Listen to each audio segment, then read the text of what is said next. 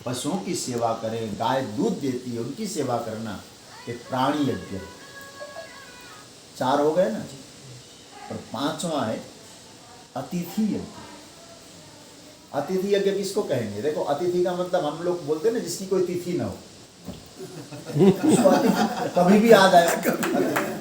लेकिन ये जरूर कहा जाता है, अतिथि का मतलब ये होता है, या ध्यान से सुनिएगा, आज आपकी फैक्ट्री में आपको खूब लाभ मिल रहा है, आपका ग्रोथ बढ़ गया, तो कई हजार, पिछले साल 5,000 का टर्नओवर था, इस बार 10,000 का हो गया, कुछ और बढ़ता गया।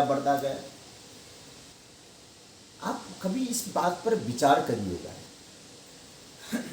क्या मेरे प्रारब्ध से हो रहा है सब? आपके यहाँ जो काम करने वाले जो सेवक हैं ना, उनका भी तो कोई प्रारब्ध होता होगा। जो आपके कारण उनके घर का चूल्हा जल रहा है, तो उनका प्रारब्ध भी आपसे जुड़ा हुआ है।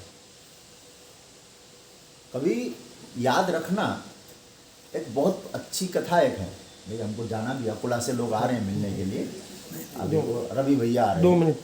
तो मैं बता रहा था, देखिए, क्योंकि हम लोग कथावाचक है, 10-15 मिनट बोलते हैं तब गला ही गर्म होता है, लंबा बोलने का आदत है, लेकिन बोलेंगे नहीं हम। तो कहने का मतलब है कि 10 आदमी के लिए भोजन बना हो, वहाँ 11 आदमी चले जाए तो उसको अलग से नहीं बनाना पड़ता है, ठीक है ना? तो भोजन तो 10 आदमी के लिए था। तो कभी कभी ये भी सोच लेना, ये भोजन जो तैयार हुआ था ना, हमारे यहाँ काम करने वाले 10 आदमी के लिए था, लेकिन मैं 11वां चला गया हूँ, तो अलग से नहीं बनाना पड़ता, उनके द्वारा भोजन बन रहा था, मुझे भी मिल गया। तो हमेशा हमारे लिए कौन प्रार्थना कर रहा होगा? आज हम उन्नति क्यों कर रहे हैं? हमारे लिए कोई प्रार्थना तो कर रहा होगा। तो कोई डॉक्टर है, अच्छा काम करता है, तो लोग कहते भैया डॉक्टर साहब ने हमारा जीवन बचाया, खूब उन्नति करे। तो लोगों की अच्छी दुआएं मिलती हैं। वो हमारे संबंधी है या नहीं है, इससे कोई मतलब नहीं है। तो हमारे लिए सब प्रार्थना कर रहे होंगे, दूसरे के प्रारब्ध से हम जी रहे हैं, तो हमारा प्रारब्ध। इसलिए मुझे लगता है टाटा को जब कभी पढ़िएगा, रतन टाटा को, तो क्या कहते हैं कि मैं मालिक नहीं हूँ, जितने कर्मचारी हैं मैं भी कर्मचारी हूँ, बस ये है कि लाइन में पहले नंबर वाला कर्मचारी है। इन सब का प्रारब्ध से मेरी फैक्ट्री चल रही है, इसलिए आज तक टाटा की फैक्ट्री में हड़ताल नहीं हुई। कहने का मतलब ये है, हर व्यक्ति ये सोचे कि आज मेरी उन्नति मेरे साथ चलने वाले लोगों के कारण हो रहा है। तो आप क्या करना है?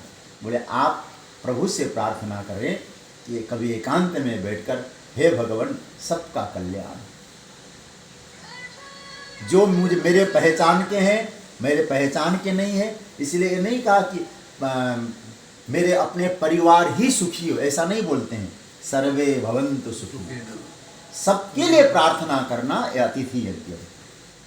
ये 5 यज्ञ कोई व्यक्ति करता है तो याद रखना, कहते उसके जीवन के गृहस्थ में होने वाले जाने अनजाने के सारे पाप कट जाते। महाभारत में श्लोक आता है, पंच यज्ञ गृहस्थस्य पंच पापात प्रमुच्यते। तो कहने का अर्थ है, हम लोग गृहस्थ में रहते हैं, पहली बात ये बात हुई कि हम लोग अपने से बड़ों का आदर करें और उनका अभिनंदन करें, कृतज्ञता स्वीकार करें, कृतज्ञ बने। और दूसरी बात यह है कि पंच यज्ञों को हम लोग खूब अच्छी तरह से फॉलो करें, तो उसके जीवन में मैं यही कहा करता हूँ, सुख मिले या न मिले, शांति जरूर मिल जाती है। क्योंकि सुख जीवन का कोई लक्ष्य नहीं है, शांति जीवन का लक्ष्य है। भगवान कहते हैं अशांतस्य कुतः सुखम, जिसके जीवन में कोई शांति नहीं है उसके जीवन में सुख भी नहीं है। तो जीवन में शांति जो प्राप्त होती है, सुख तो मिले लेकिन रात को गोली खाकर सोना पड़े तो ये सुख बेकार है। तो इसलिए मतलब शांति से जीवन जियो, आनंद से रहना है, इन बातों पर चिंतन करना चाहिए। सच्चिदानंद भगवान की जय।